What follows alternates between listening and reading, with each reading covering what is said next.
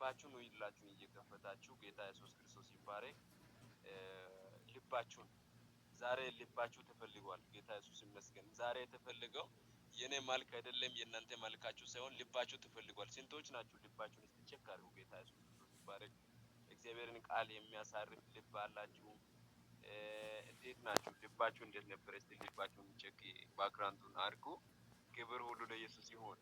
ማቴዎስ ወንጌል ላይ ያለውን እግዚአብሔርን ቃል ከአንድ ቦታ ካነበበን በኋላ በተጸለየው ቃሉ ጸንተን አሪስትም ከዛ መጽሐፍ ጽፋችኋለሁ።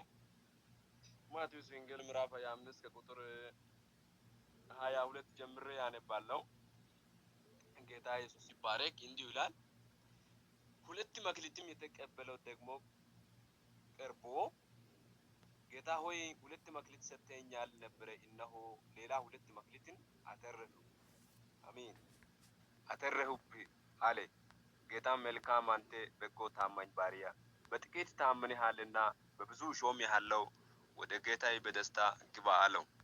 አንድ መክሊት የተቀበለው ደግሞ ቀርቦ ጌታ ሆይ ካልዘራህበት የሚታጭድ በተነህበት የምትሰበስብ ጨካኝ ሰው መሆንን አውቄ ፈራሁ። ሄጄ መክሊቴንም በምድር ላይ ቀበርሁበት፣ እነሆ መክሊቴ አለው አለ። ጌታው መልሶ እንዲሁ አለ፣ አንተ ክፉና ሁከተኛ ባሪያ፣ ካልዘራሁበት እንደሚያጭድብኝ እንደሚሰበስብ ታውቃለህን? ስለዚህ ገንዘቤን ለዋጮች አደራ ልትሰጠው በተገባ ነበረ፣ እኔም መጥቼ ያለኝ ከትርፍ ጋር ይወስደው ነበረ ይላል። ስለዚህ መክሊቱን ወሰደበት፣ 10 መክሊት ላለው ሰጣ፣ ላለው ሁሉ ይሰጠዋል ይበዛበታል ይላል። ከሌለው ግን ያም ያለው እንኳን ይወሰድበታል ይላል። ጌታ ኢየሱስ ይባረክ። በዚህ መጽሐፍ ላይ ከቁጥር 22 ጀምረን ስናነብ መክሊቱ እንግዲህ ከቁጥር 20 ጀምረን ስናነብ ለእያንዳንዱ መክሊት ተሰጥቷል። ለእያንዳንዱ አደራ ተሰጥቷል። አደራ የተሰጠው ሁለት መክሊት የተቀበለው 4 አደረገ፣ 5ቱ የተቀበለው 10 አደረገ። አንዱ የተቀበለው ግን ምን አደረገ? አንተ ጨካኝ አለ። እግዚአብሔር ኢየሱስ ክርስቶስ እዚህ ጋር እያለ ነው። አንተ ጨካኝ አለ። አንተ ጨካኝና ካልዘራህበት ቦታ የሚታጭድ ካልበተንክበት ቦታ የምትሰበስብ ሰው ስለሆንክ ጨካኝ ሰው ስለሆንክ ፈራሁትና መክሊትን ምን አድርጌያለሁ? ቀብሬያለሁ አለ። የሰጠህበት አንድ ብር ያ አንድ መክሊቱ አለችና እሰጥሃለሁ አለ። እዛም በኋላ እሱ ምንድነው ያለው? አንተ ክፉና ሁከታም ባሪያ አለ። ጌታ ኢየሱስ ይባረክ። ስለዚህ እዚህ ቦታ ላይ ይሄ ሰውየው ምን ያመጣል? ምክንያት ያመጣል። ምን አይነት ምክንያት እያመጣ ነው? አንተ ካልዘራህበት ቦታ የሚታጭዳል። ኢየሱስን አንተ ካልዘራህበት ቦታ የሚታጭድ ካልበተንክበት ቦታ የሚሰበስብ ብሎ ከክርስቶስ ጋር እኩል በኩል ሆኖ ምክንያት ያቀርብና ክርክርን ያወጣል፣ ድርድርን ያወጣል። አንተ ጨካኝ ሰው መሆንን አውቃለሁና ፈራዋል፣ እጄ መክሊትን በምድር ላይ ቀብሬያለሁ አለ። አቆም። ስለዚህ እዚህ ቦታ ላይ አንተ ቁጥር 26 ላይ ምንድነው አለው? አንተ ክፉና ሁከተኛ ባሪያ ካልዘራሁበት እንደሚታጭድበትና እንደምትሰበስብ ታውቃለህን አለ። ስለዚህ እያንዳንዳችን ዛሬ በእግዚአብሔር ፊት ላይ ቆመናል። ለኢየሱስ ምን መልስ እየሰጠን ነው? ኢየሱስን እንደዚህ ሰውየው አንተ ካልዘራህበት ቦታ ታጭዳለህ ነው ወይ መክሊትን እየሰራን ነው? ኢየሱስ ካልዘራህበት ቦታ አንተ ስለሚታጭድ ሰማይና ምድር ያንተ ስለሆነ ሁሉ ያንተ ነውና እኔ ለምን ሰራለሁ እያለን ነው ወይ እንዴት ነው እየሰራን ነው? ሁሉ ያንተ ነውና ሁሉ ሰው እየዘመረ ነው፣ እኔ አልዘምርም እያለን ወደኋላ እየሆነን ነው ወይ እየዘመረን ነው? ላንተ የሚዘምር ሰማይ ምድር ፍጥረታት ሁሉ አንተን ያከብሩ አይደለም እንዴ? እኔ ለምንድን ነው የሚያስፈልገው ነው እያላችሁ ነው ወይ እንዴት ናችሁ? እያንዳንዳችሁ በራሳችሁ ህይወት ላይ ይሄንን ጥያቄ አቅርቡ። ይሄ ሰውየው መክሊቱን ከተቀበለ በኋላ ኢየሱስን አንተ ጨካኝ አለ። ለካ የማያገለግል ሰው እግዚአብሔርን ጨካኝ ብሎ ሳይሆን አይቀርም። መክሊቱን ቀብሬያለሁ አለ። እዚህ ቦታ የት አድርጋል ሲል አይ አንተ የሰጠህበት አደራ እዛው ቀብሬያለሁ አንተ ጨካኝ ስለሆንክ ብሎ እዚህ ጋር ክርክርና ድርድርን ያወጣል። አርስት ይሰጣችኋለሁ ከዚህ መጽሐፍ። ጌታ ኢየሱስ ይባረክ። ምን በሚል አርስት አስተምራችኋለሁ። ትንሽ ደቂቃ ነው የሚያስተምረው፣ አሁን ሰዓትም የለም። ጌታ ኢየሱስ ይባረክ። አርስት ደካማ ክርስቲያን አትሁኑ በሚል አርስት ላይ ነው የሚያስተምርላችሁ። ጌታ ኢየሱስ ይባረክ። ወይም ምክንያት የሚያቀርብ ክርስቲያን አትሁኑ። ደካማ ክርስቲያን ወይም ምክንያት አቅራቢ ክርስቲያን አትሁኑ። ጌታ ኢየሱስ ይባረክ። አንዳንድ ክርስቲያን ወንድሞች ቤተክርስቲያን ላይ ያሉ ሁል ጊዜ ምክንያት ያቀርባሉ። ቄስ ተገኝቶ ዛሬ ቸርች ለምን አልመጣይ ሲባል ዛሬ ዝናብ ከልክሎኛል። ቀጣይ ሲጠይቅ አይ ልብሴ ቆሾኛል። ቀጣይ ሲጠይቅ ልጆችን ልኬለው ይላል። ቀጣይ ሲጠይቅ ሰፈር ላይ ለቅሶ ወጥቶኛል ይላል። ቀጣይ ሲጠይቅ ባለቤትን ልኬለው ይላል። ቀጣይ እንዲሁ የሆነ ምክንያት ያቀርባል አንዳንድ ክርስቲያን። ስለዚህ ደካማ ክርስቲያን ነው ያ ክርስቲያን። በቤተ ክርስቲያን ላይ ስትኖሩ ደካማ ክርስቲያን አትሁኑ እህቶች ወንድሞች። ምክንያት የሚያቀርቡ ባለ ምክንያቶች አትሁኑ። ጌታ ኢየሱስ ይባረክ። ምክንያት ብቻ የሚያቀርብ ወይም ደካማ ክርስቲያን አትሁኑ። ለእግዚአብሔር ወስናችሁ የቆማችሁ እዚህ ቦታ ላይ መክሊትን የተቀበለ ምን አደረገ? ቀበረ። ዛሬም እንዴት ነው? መክሊት እያተረፋችሁ ናችሁ ወይ እየቀበራችሁ ናችሁ? እስቲ እኔ እንዴት ነኝ? በአሁኑ ሰዓት ላይ ስለእናንተ ሳይሆን እኔ ራሴን እስቲ ልጠይቅና እኔ እንዴት ነኝ? መክሊት እንዴት ነው? ምክንያት ለእግዚአብሔር አገልግሎት ምክንያት እያቀረብኩ ነኝ? በምድር ባዳ ላይ ቆም ሲባል ራብ አለ እያልኩ ነኝ? ሰው የለም እያልኩ ነኝ? እንዴት ነኝ? እኔም እየመሰከርኩ ነኝ? እንዴት ነኝ? እኔ ቤተክርስቲያንን እየተከልኩ ነኝ? እንዴት ነኝ? እኔ ጌታ ኢየሱስ ይባረክ። ወደ ራሴ ላዙርና ምን እየሰራው ነኝ? ካለው ከትንሽ ነገር ቢሆን ለድሆች እያሰብኩ ነኝ? እንዴት ነኝ? በመውጣቴ ኢየሱስን እያሰብኩ ነኝ? በህይወቴ ኢየሱስን እያሰብኩ ነኝ? እንዴት ነኝ? በዛ ልክ ላይ እናንተም እንዴት ናችሁ? ምክንያት አቅራቢ ክርስቲያን አትሁኑ፣ ወይም ደካማ ክርስቲያን አትሁኑ። ብዙውን ጊዜ በቤተክርስቲያን ለደካማ ወንድሞች ሲኖሩ ስለመኖራቸውም ተመስገን ስንል ምክንያት አቅራቢዎች ይሆናሉ። 100% ምክንያትን ደርድሮ ምክንያትን በዚህ አጥቃጫ ይደርድሩና ለቄስ ምክንያትን ይደርድራሉ። ነገር ግን ለኢየሱስ ምን እንደሚያቀርብ አይታወቅም። ከቄስ መሸወድ ይቻላል፣ ነገር ግን ከኢየሱስ ወደትም አይሄዱም። ስለዚህ ደካማ ወንድሞች ወይም ምክንያት ባለ ምክንያት የሆኑ ወንድሞች አትሁኑ። ጌታ ኢየሱስ ይባረክ። በእውነት ኢየሱስ ክርስቶስ በጣም ከሚወደው አንዱ ቢኖርን በህይወት እኛን አኖሮ ከኛ ምን ይጠብቃል? ምስጋና ይጠብቃል። እንድናመሰግን ዘንድ ነው። እንድናመሰግን ጌታ ኢየሱስ ይመስገን። እንድናመሰግን ኢየሱስ እኛን ያለ ምክንያት እንድናገለግል ያለ ምክንያት እንድናገለግል ነው በህይወት የኖር ነው። ስንቱ ሞቶ ነው የጠፋው? እስቲ አስቡት። ስንቱ ከሞቱት እኛ ምን ሆነናል? አንተ ምን ሆነሃል? በእውነት እውቀት ስላለኝ ነው? ዲግሪ ስላለኝ ነው? ማስተር ስላለኝ ነው? ገንዘብን ስለሰበሰብክ ነው? እንደዛ እኮ አይደለም። አንተን ኢየሱስ ወዶ ሰላም ሰጥቷል። አገልግል። ጌታ ኢየሱስ ይባረክ። ብርቱ ክርስቲያን ሆነ አገልግል። በቤተክርስቲያን ስትኖሩ ለዓላማ ኑሩ። ጌታ ኢየሱስ ይባረክ። ያለ ዓላማ አትኑሩ። ዓላማውን የተቀበላችሁ ዓላማ ለእያንዳንዳችሁ የተሰጠ ዓላማ አለ። ያለ ዓላማ የሚኖር ክርስቲያን አትሁኑ። ዓላማ ያለ የሆነ ምዕራፍን የምታሳኩ ወንድሞች ሁኑ። በህይወታችሁም በኑሯችሁም በእግዚአብሔር ቤት ስትኖሩ ቁም ነገር ያለ ወንድሞች ሁኑ። ቁም ነገር ያለሽ እህት ሁኑ። እህቶች እዚህ ጋር እንደ ጣቢት ሁኑ። እንደ ዲቦራ ሆናችሁ ነው። ጌታ ኢየሱስ ይባረክ። እንደ ዲቦራ ሆናችሁ ነው። ተመስገን። ስንቶች ናችሁ እህቶች ነን እንደ ዲቦራ አርገኝ የምትሉት? መጽሐፍ ቅዱስ ሲናገር ጣቢት የጣቢትን አእምሮ እግዚአብሔር ከፈተላት ይላል። የጣቢት አእምሮን የከፈተ አምላክ የእህቶች አእምሮን ቢከፍትና እህቶች እንደ ጣቢት ሁላችሁ እዚህ ጋር ያላችሁ እንደ ጣቢት ብትሆኑ ክብር ሁሉ ለኢየሱስ ይሁን። እንደ አስተር ብትሆኑ፣ እንደ ሩት ብትሆኑ እህቶች ደካማ እህቶች አትሁኑ። ደካማ ወንድሞች አትሁኑ። ወንድሞች እዚህ ጋር ያላችሁ አጠቃላይ ለቁም ነገሩ የተለያችሁ ነው። በቤተክርስቲያን ስትኖሩ ብርቱና ቁም ነገረኞች ሁኑ። ጌታ ኢየሱስ ይባረክ። ቁም ነገረኛ በቃ በቤተክርስቲያን ላይ ስትኖሩ ለቁም ነገሩ የተሾማችሁ ነው። መክሊታችሁን የተቀበላችሁን እያሳደጋችሁ። መክሊቱ ለእያንዳንዱ አጥራ ተሰጥቷል። አሁን እዚህ ማዕከል ከእናንተ ይልቅ እኔ ለራሴ እፈራለሁ። ቀብር ያለው ወይ እያሳደግኩ ነኝ። እስቲ እያንዳንዳችን በእውነት ስለ ነፍሳችን እንጠይቅ። እንዴት ነኝ? በቅድስና እየተመላለሳችሁ ናችሁ? በእውነት ኢየሱስ ያውቃል። በቅድስና እየተነጋገርክ ነህ? ኢየሱስ ያውቃል። በቅድስና ነው የምትኖሪ? ኢየሱስ ያውቃል። ለእያንዳንዳችን እኛ የምናስበው ሀሳባችን ጭምር ቅድስናዊ ነው። ኢየሱስ ያውቃል። ጌታ ኢየሱስ ይባረክ። ስለዚህ እህቶች ወንድሞች በቤተክርስቲያን ለቅድስና ምክንያት አታቀርቡ። አይ ትላንት እንኳን ተቀደስ ብሎኝ ነበረው እቀደሳለሁ ብያለሁ ዛሬ ሳላስብ እንዲሆነኛለሁ ብላችሁ ለቅድስናም እንኳን ምክንያት አታቀርቡ። ቅድስና ለነፍሳችሁ ነው። ቅድስና ለራሳችሁ ነውና ቅድስና ያለ ቅድስና እግዚአብሔርን ማየት አንችልም። ስለዚህ ምክንያት አቅራቢዎች ወይም ደካማ ክርስቲያኑ አትሁኑ። እዚህ ግሩፕ ላይ እየሰማ ያለ ሰው በሙሉ እግዚአብሔር ኃይል አቅም ይሁንለትና ደካማ ክርስቲያን አትሁኑ። ጌታ ኢየሱስ ይባረክ። ማንም ማለት ነው ማንም ደካማ ክርስቲያን አይሁንበት። ደካማ ክርስቲያን ማለት ንፋስ ሲመጣ ዝም ብሎ ይሄዳል። ዛሬ እዚህ ጋር ይዘምራል፣ ያሸበሽባል፣ ነገ ደግሞ ሌላ ነገር ሲመጣ ከሌላ ነገር ጋር ተይዞ ይጠፋል። ወሬ ሲመጣ ለወሬም አጃቢ ነው፣ ነገር ሲመጣ ለነገርም አጃቢ ነው። እዛ በማያስፈልግበት ቦታም ታጃቢ ነው፣ አጃቢ ነው። እዚህ ጋር መጥቶ አጅባለሁ፣ ይዘምራለሁ ይላል አለ። ምንም ቁም ነገር አይሆንም። መጽሐፍ ቅዱስ ፌዘኞች የእግዚአብሔርን መንግስት አይወርሱም ይላል። በጣም ከመጠን ያለፈ ቀልደኞችም አትሁኑ። እግዚአብሔር ኢየሱስ አይወድም ቀልደኞችን፣ እግዚአብሔር አይወድም። ሰማይ መንግስትን አይወርሱም ይላል መጽሐፍ ቅዱስ። ስለዚህ እናንተ በጣም ቁም ነገረኞች እና በኑሯችሁ እንኳን ውጤታማ የምትሆኑት ቁም ነገረኛ እህቶችና ወንድሞች ስትሆኑ ጌታ ኢየሱስ ይባረክ። ስለዚህ በጣም ልንጠነቀቅ በክርስትና ህይወት ላይ ከሚገባን አንዱ ነገር ቢኖር በእግዚአብሔር ቤት ላይ ስንኖር በጣም ለእግዚአብሔር የተመቸና ህይወታችን ለእግዚአብሔር የሰጠን ሰዎች መሆን አለብን።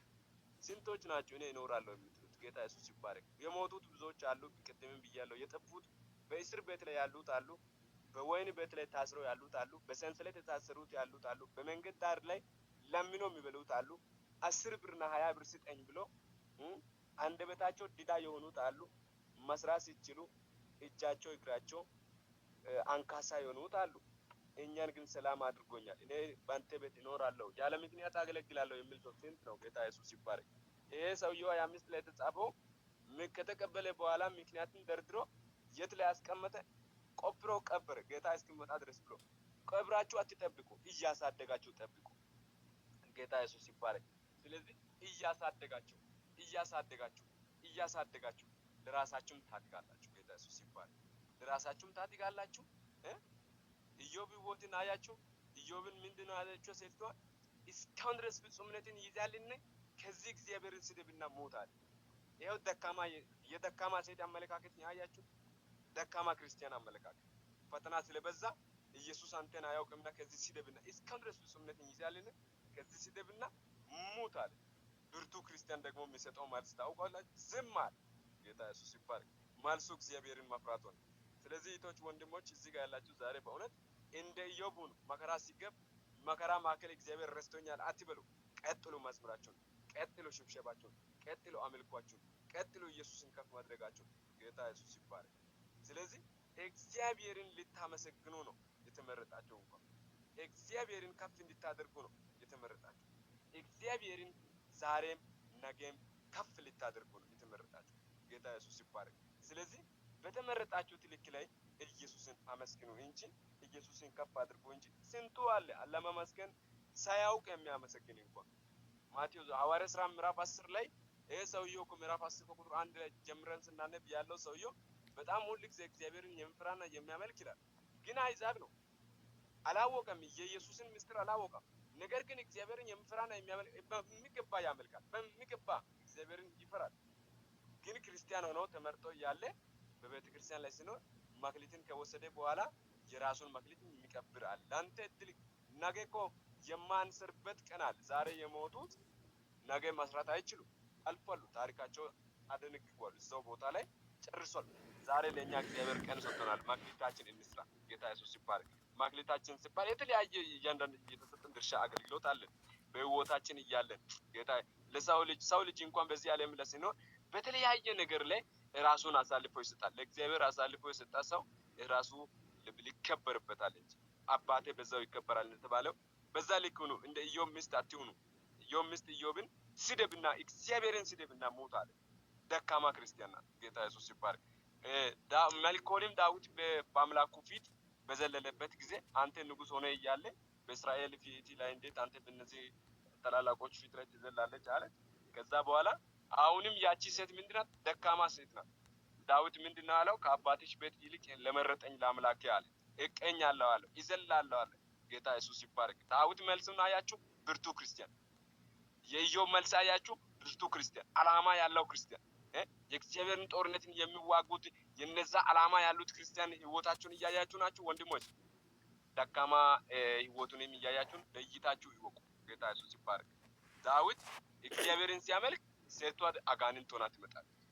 ኢዮብ በፈተና ውስጥ እግዚአብሔርን ሲያከብር ሴቷ ደግሞ ፈተና ታመጣለች። እግዚአብሔርን ስደብና ከዚህ ሞት እያለ። ስለዚህ እናንተ ደግሞ እዚህ ጋር ያላችሁ ብርቱ ክርስቲያኖች ስንቶች ናችሁ? እኔ ይበረታለሁ፣ መከራ ዛሬ ቢበዛኝ ይበረታለሁ፣ እግዚአብሔርን አልሰድብም። በተቻለኝ መጠን እኔ እፈታለሁ፣ ኢየሱስን አመልከዋለሁ፣ በተቻለኝ መጠን መክሊቴን አሳድጋለሁ፣ አልቀብርም የምትሉት ኢየሱስም እድሜያችሁን አያቀብርም፣ ከፍ ያደርጋል፣ ረዥም እድሜና ጤና ይሰጣችኋል። ጌታ ኢየሱስ ይባረክ። ዳዊትን በዙፋኑ ላይ ከተፍ አደረገ፣ ካሳውን። ኢዮብን ምን አደረገ? ያ ሁሉ ጠዋት መከራው ሁሉ አለፈ። ለኢዮብ የድልና የምስጋና ጊዜ መጣለት። ሃሌሉያ! ለኢዮብ የምስጋናና የድል ጊዜ መጣለት። ስለዚህ እህቶች፣ ወንድሞች እዚህ ጋር ያላችሁ በእውነት እግዚአብሔር ከእናንተ የሚፈልገው ምንድነው? በእግዚአብሔር ቤት ላይ ስትኖሩ እንድታገለግሉ ይፈልጋል፣ እንድትዘምሩ ይፈልጋል፣ እንድታሸበሽቡ። ደካማ ክርስቲያን አትሁኑ። በእውነት ደካማ ክርስቲያን በጣም በቤተ ክርስቲያን ላይ ሲኖር ለዛሬው ችግር የለም፣ ቄስ እንደምንም እያለ ያኖራል። ነገር ግን ከዕለታት አንድ ቀን እግዚአብሔር እያንዳንዱን ይጠይቃል። ቄስን እኮ የሚከለክልበት ነገር የለም። ለቄስ ደካማ ሆነውም ለቄስ ያገለግላል፣ ይደግፋል። አንዳንድ ጊዜ ቢሆን ይደግፋል። ነገር ግን በእግዚአብሔር ፊት ላይ ምንም ነገር ስለማይኖር እግዚአብሔር ሲጠይቅ መልስ ሲጠፋ ይጠይቅበታል።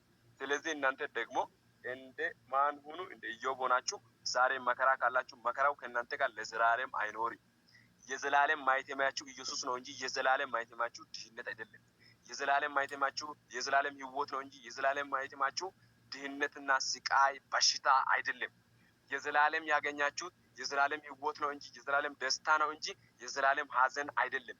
የተቀበላችሁ የፍርሃት መንፈስ ሳይሆን እግዚአብሔርን የሚመስገንና እግዚአብሔርን ከፍ የሚያደርግ መንፈስ ነው እንጂ ዝቅ የሚያደርግ መንፈስ አይደለም። ስለዚህ እህቶች፣ ወንድሞች እዚህ ጋር ያላችሁ እግዚአብሔር ከእናንተ የሚፈልገው ምን አይነት ልብ ነው? ፍጹም ልብና ፍጹም ሰላምን ይፈልጋል። ፍጹም ልታመሰግኑ። ጌታ ኢየሱስ ይባረክ። ደካማ ክርስቲያን አታደርገኝ ብለህ ለምን? ደካማ ብዙ ሰዎች ጅማሬ ላይ በጣም ይበረቱና በመሀል ላይ ደካማ ክርስቲያን ይሆናል። ይሁዳን አያችሁ? ይሁዳ እኮ በጣም ሲጀምር በመንፈስ ቅዱስ ጀምሮ ነበረ። በጣም በብርታቱ ነው የጀምረው።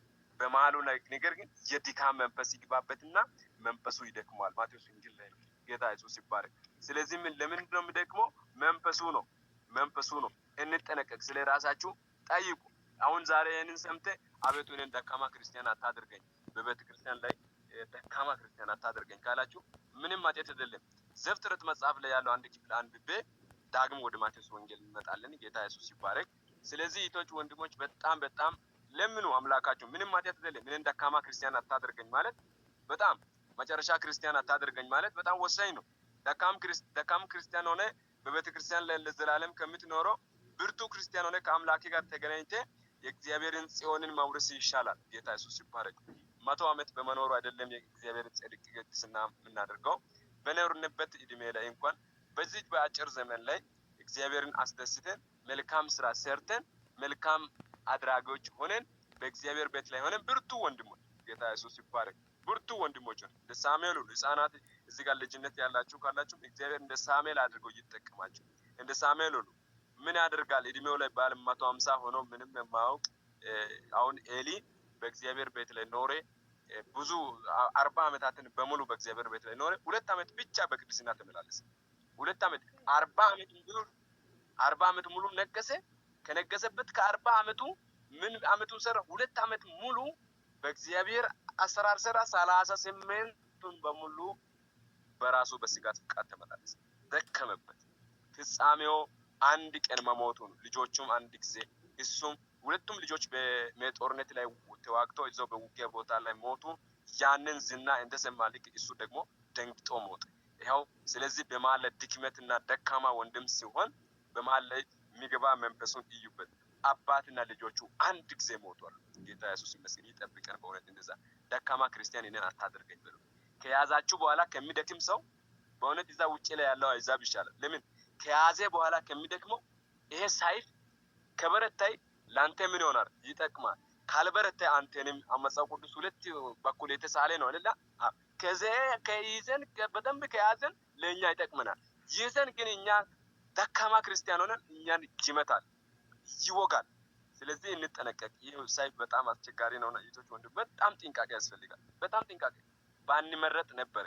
እስቲ እዚህ ጋር ያለውን የእግዚአብሔርን ቃል እናነባለን። ዘፍጥረት መጽሐፍ ምዕራፍ 3 ከቁጥር 1 ጀምሬ አነባለሁ።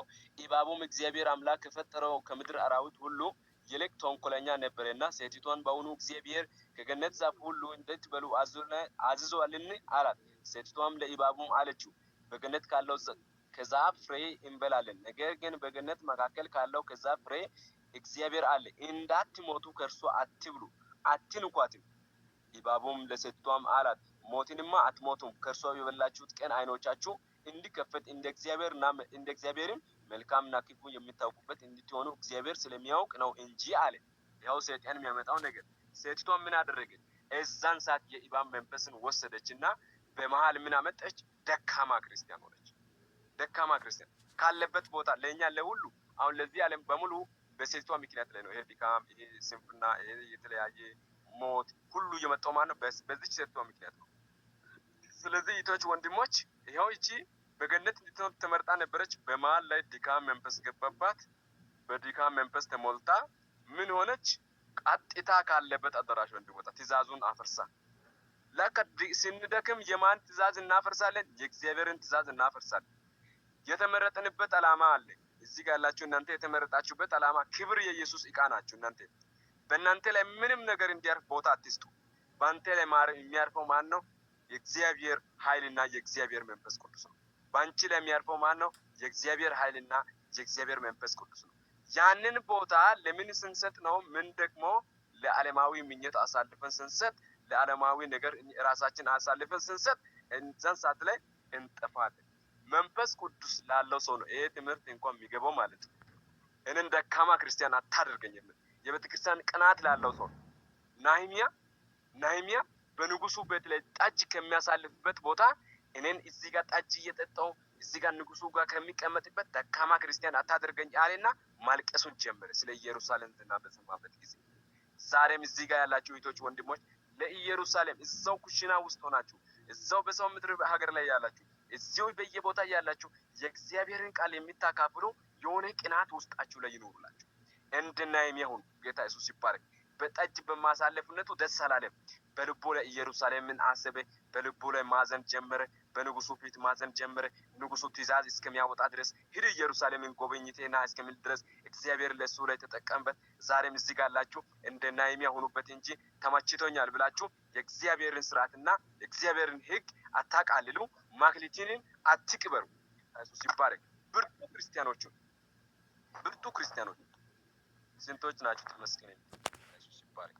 ስለዚህ ብርቱ ክርስቲያኖች አሁን ቃኤልና አቤል ለእግዚአብሔር መስዋዕትን ካቀረበ በኋላ ቃኤል ምን አደረገ? ፊቱ ጠቆረ ይላል። ፊቱ ጠቆረ። ምንነቱን አመጣ? ደካማነቱን አመጣ። ደካማ ወንድም ሆነ። እግዚአብሔርን ንስሐ ጠይቄ ሌላ መስዋዕት ላቀርብለት አላለም። ደካማ ስለሆነ ድካም መንፈስ ገባበት።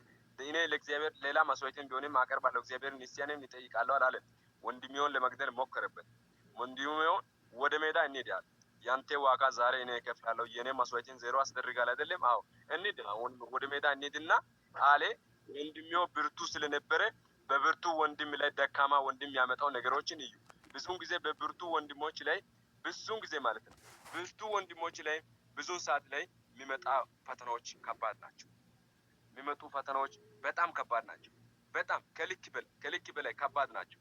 ስለዚህ እዚህ ጋር ያለን እኛ ደግሞ ምን መሆን ያስፈልገናል? ልንጠነቀቅ ይገባል። ተጠንቀቁ። ጌታ ኢየሱስ ይባረክ። የራሳችሁን እኔን ብርቱ ክርስቲያን አድርገኝ፣ እኔን አቤቱ ብርቱ ክርስቲያን፣ ደካማ ክርስቲያን አታደርገኝ ብሎ ክብር ሁሉ ለኢየሱስ ይሁን። ደካማ ክርስቲያን አትሁኑ፣ አያደርጋችሁ እግዚአብሔር። እዚህ ጋር ያለው ሰው ማንም ድምፅን እየሰማ ያለው ሰው ደካማ ክርስቲያን አይሁን። የደካማ ክርስቲያን ውጤቱ ምንድነው? መጨረሻ ላይ ፍርድ መውሰድና ጋንም ውስጥ መግባት ነው። ስለዚህ ደካማ ክርስቲያን ከሆንክ ፍጻሜን ተጠራጠር። በቤተ ክርስቲያን ላይ መኖሪ አንድ ጉዳይ ነው። ደግሞ ብርትቴ በእግዚአብሔር ቤት ላይ መኖሪ አንድ ጉዳይ ነው። አንድ ነገር ካለህበት ነገር እድሜ እስትንፋስ ነፃ ሰላም እስከሆነ ድረስ አመስግን እግዚአብሔር። አንዱ እግዚአብሔር የሚፈልገው ነገር ምንድነው? እግዚአብሔርን ከሚያስደስተው ነገር አንዱ ቢኖር አንዱ ማመስገን ነው። ጌታ ኢየሱስ ይባረክ። ምስጋና በህይወታችሁ ላይ ከፍ ያለ መሆን አለበት። አምልኮ በህይወታችሁ ላይ ከፍ ያለ መሆን አለበት። ዝማሬያችሁ በህይወታችሁ ላይ ከፍ ያለ መሆን አለበት። ጌታ ኢየሱስ ይባረክ። ስለዚህ ነው ከእያንዳንዳችን ምስጋና የሚጠብቀው። ስለዚህ ነው ከእያንዳንዳችን አምልኮ የሚጠብቀው። ስለዚህ ነው ጌታ ኢየሱስ ይባረክ። ማቴዎስ ወንጌል ምዕራፍ 25 ላይ ያለውን እግዚአብሔርን ቃል አነባለሁ። አሁንም ጌታ ኢየሱስ ይመስገን። ስለዚህ ደካማ ክርስቲያን አትሁኑ። ስንቶች ናቸው እኔን ደካማ ክርስቲያን አታደርገኝ የሚሉት? ጌታ ኢየሱስ አያደርጋችሁ። ደካማ ክርስቲያን ፍጻሜን ስሙ። አረመኔ መሆን ነው መጨረሻ ላይ። ደካማ ክርስቲያን አረመኔ ይሆናል። ደካማ ክርስቲያን አረመኔ ይሆናል። ከዛ ከወደቁበት ቦታ እነሳለሁ ማረኝ አይልም። ወደዛ ጨምሮ ጨማምሮ በኃጢአት ላይ ህልም ብሎ ይገባል። ጭልቅ ብሎ እጁን ሰጥቶ ጌታ ኢየሱስ ይባረክ። ደካማ ክርስቲያን አትሁን። ደካማ ክርስቲያን አንዳንድ ጊዜ ባለበት ቦታ ብዙ ፈተናዎች ይታያል። አስርት ሰርቶ ወይም ምጽአት ሰርቶ ለቤተ ክርስቲያን እዛን ሰዓት ላይ ተደስቶ ከሰጣ በኋላ አንድ ጊዜ መልሰኝ እያለ አንዳንድ ክርስቲያን ይመጣል። በጌታ በኢየሱስ ባለፈው እኔን ዳቆን ስላደረከኝ አሁን መልሰኝ፣ ያቺ እኔ ባለፈው ለአንተ አስረት ሰጥቼ ነበርኩኝ፣ አስረቴን ኦዲት አድርጋችሁ ሰጡ። ደካማ ክርስቲያን አመለካከት ይሄ ነው። ማቴዎስ ወንጌል ምዕራፍ 25 ቁጥር 1 ላይ በዚያን ጊዜ መስገን ሰማያት ማብራታቸውን የያዙ ሙሽራውን ሊቀበሉ የወጡ 10 ቆንጃጅት ትመስላለች። ከነሱ 5ቱ ሰነፎች 5ቱ ልባሞች ነበሩ።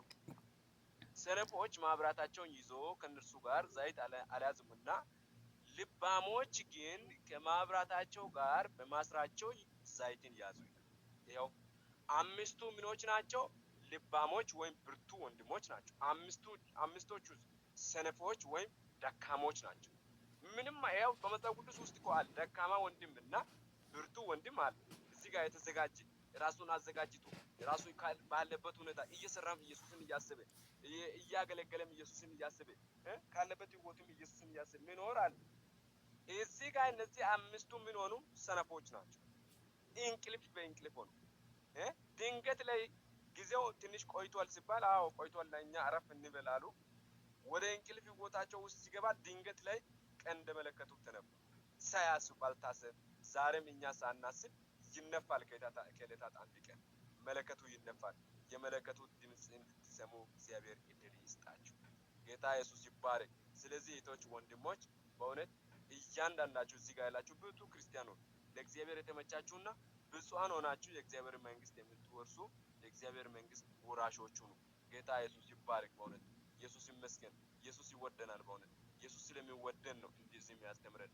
ስለዚህ እናንተ እግዚአብሔርን እየጸለያችሁ እንኳን እኔን ደካማ ክርስቲያን አታድርገኝ፣ ሃሌሉያ፣ ደካማ ክርስቲያን እኔን አታድርገኝ፣ ደካማ ክርስቲያን እኔን አታድርገኝ በሉ። መጽሐፍ ቅዱስ ማቴዎስ ወንጌል ላይ ለምኑት የተባለበትን ነገር ለእኛ ለመቀበል ብቻ ሳይሆን እንደዚህ አይነት ነገሮችን መለመን አለብን። እኛ እንደዚህ አይነት እኔን ደካማ ክርስቲያን እባክህ አታድርገኝ። በዚህ ዓለም ላይ ስኖርም አንዳንድ ወንድሞች እንኳን ባቄስ የከለ ለኔ እኔን ድሃ አድርጎኝ ሰው እንዳያስለምንብኝ ብቻ ድሃ ሆኜ ለእግዚአብሔር ማገልገል የሚሰጣበት ነገር አጥቼ እንዳላንከራተት ብሎ ይጸልያሉ። ልክ ናቸው፣ ልክ ናቸው። ድህነት በኢየሱስ ይምራል። እኔን በድህነት ኢየሱስ አይንካችሁ። ከባድ ድህነት ከአቅማችሁ በላይ በሆነበት ድህነትም ላይ ኢየሱስ አይንካችሁና ድህነትም ከባድ ድህነት ካለም አስቸጋሪ ነው። ድህነትም አያስፈልግም። ድህነትን ኢየሱስ ያስወግደው። ጌታ ኢየሱስ ይባረክ። በእውነት የሰማይ አምላክ ይባረክ። ጌታ ኢየሱስ ይመስገን። ስለዚህ ብርቱ ክርስቲያኖች ሁኑ፣ የበረታችሁ ሁኑ፣ ለእግዚአብሔር የቆማችሁ ሁኑ።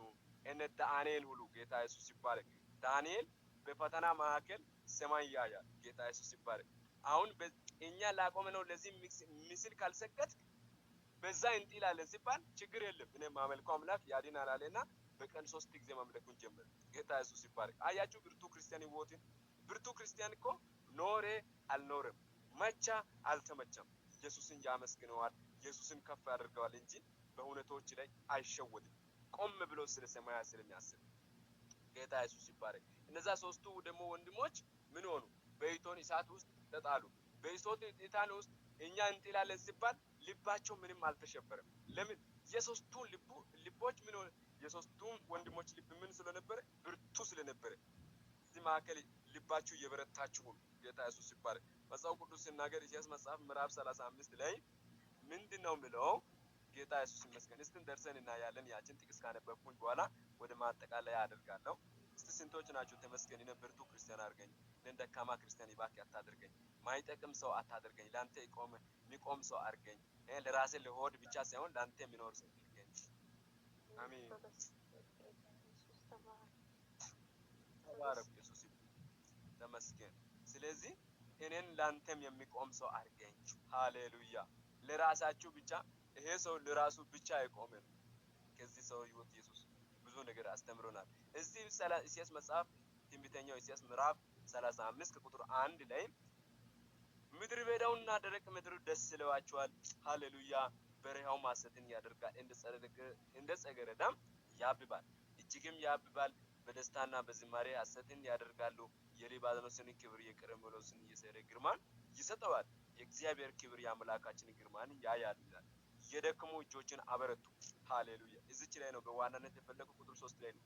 የደከሙ እጆችን አበረቱ። ወንድሞች እህቶች፣ ዛሬ እዚህ ጋር ያላችሁ ምናልባት ድካም ምናልባት ሳናስብም በተለያየ አንግል ድካም የሚመጣበት አጋጣሚ ካለን የደከሙ እጆችን አበረቱ። ሃሌሉያ። እየደከሙ ያሉ እጆችን ምን አድርጉ? አበረቱ። ሃሌሉያ።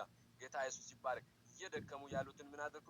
አበረቱ ይላል። የላሉ ጉልበቶችን አጽኑ። የላሉ ጉልበቶችን ምን አድርጉ? አጽኑ። ፍሬ ልብ ላላቸው እነሆ አምላካችሁ በበቀል በእግዚአብሔር ብድራት ይመጣልና። ሃሌሉያ። መጥቶ ምን ያደርጋል? ያድነዋቸዋል። በርቱ፣ አትፍሩ በላቸው ይላል። ጌታ ኢየሱስ ይባረክ። እንድትበረቱ ነው እግዚአብሔር የሚፈልገው። ደካምነትን ከኔ አስወግድ በል። እንደምንም ድካም መንፈስ ከኔ አስወግድ በል። ስንፍና መንፈስ ከኔ አስወግድ በል።